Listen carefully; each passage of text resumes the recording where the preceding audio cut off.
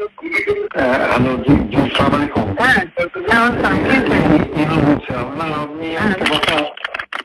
আমি মনে করি যে আপনার পদক্ষেপটা সঠিকই হয়েছে, এখন পর্যন্ত যা রিপোর্ট বাংলাদেশে পাচ্ছি আর কি। তো ওখানে ঢাকাতে আপনার রামপুরার দিকে এবং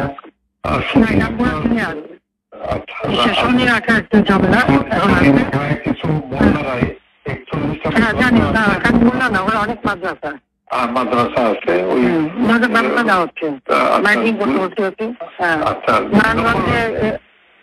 হচ্ছে আর্মিকে আমরা 36 সেনা নামাচ্ছি।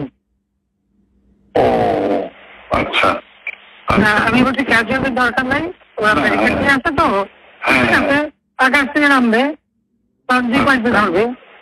আচ্ছা, মেসেজটা দিয়ে দিতে পারেন। আচ্ছা, 36 সেনা পাঠানো হচ্ছে, হেলিকপ্টার দিয়ে সোজা বম্বিং করা হবে। আচ্ছা, ঠিক আছে, হেলিকপ্টার যাচ্ছে উপর দিয়ে মারবে।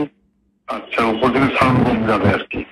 ঠিক আছে, যেটা গেল। আমি একটা পয়েন্ট আপনার একটু নজরে আনার জন্য রিকোয়েস্ট করতেছি যে কার্ফিউ তো 2-5 দিন চললো, কিন্তু কার্ফিউর পরে যাতে আর মিছিল না নামতে পারে সেই জন্য একটা হোমওয়ার্ক করা দরকার। যে উত্তরা, পাড্ডা, গুলশান, যাত্রাবাড়িতে যারা মিছিল লিড করছে সেগুলো চিহ্নিত আর কি, ছাত্রদল, বিএনপির ছেলেরা শিবিরে।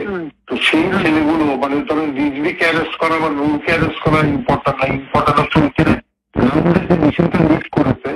আমি আমার কুষ্টিয়া জেলাতে এসপি সেভাবে অলরেডি তালিকা করে ফেলছে, ওখানে কোনো সংঘর্ষ হয়নি।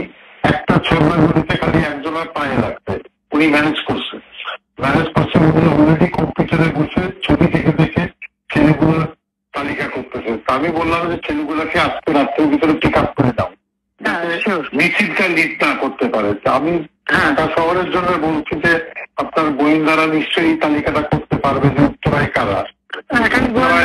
লোকাল লিডার ওখানে এমপি খসরু আছে এবং হাসান হাবিব আছে।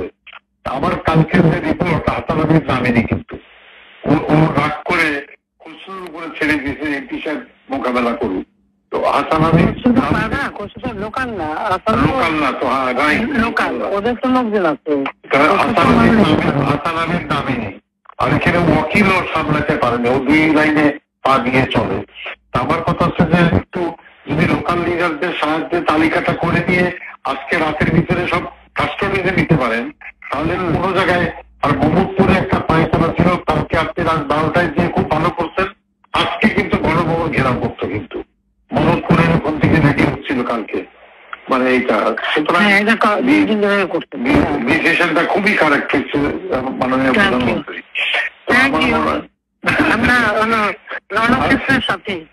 রণক্ষেত্রের সাথে তো আপনি একটু দয়া করে মানে এই পিক আপটা করতে বলেন, উপরে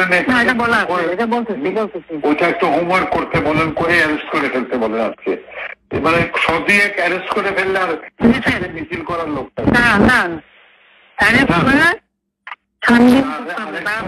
আরেকটা রিকোয়েস্ট আমার, যে ইন্টারনেটটা আমার মনে হয় চালু করতে বলে, এটা আমাদের কাজে লাগবে।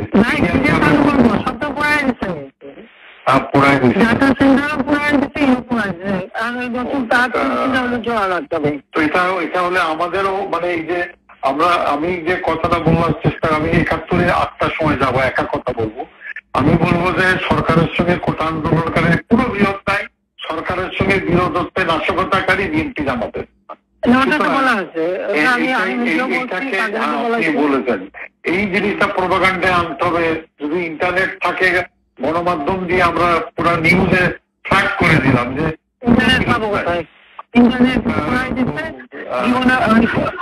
আমি তো আনবো টানবো না, যদি অন্য সরকার আসে তখন আনবে। আমি দিচ্ছি ইন্টারনেট, ওরা পুরাইতে থাকুক, ওইটা চলতে হবে। বাংলাদেশে সরকার আসবে না, অন্য সরকার আসবে, আসুক না। আমি এখন যাচ্ছি, এখন না জামাত সাহিত্য আপনার যারা লোক আছে তালিকাগুলি আপনারা করান, আমরা করাচ্ছি।